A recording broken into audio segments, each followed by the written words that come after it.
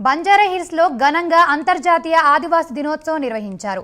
ఈ వేడుకల్లో పాల్గొన్న మంత్రి సీతక్కకు కళాకారులు ఘన స్వాగతం పలికారు. కళారూపాలు ప్రదర్శించి సంస్కృతి సాంప్రదాయాలు చాటారని అన్నారు. ఆదివాసీ గిరిజనులు అని చెప్పుకునేందుకు భయపడొద్దని ధైర్యంగా చెప్పుకోవాలన్నారు.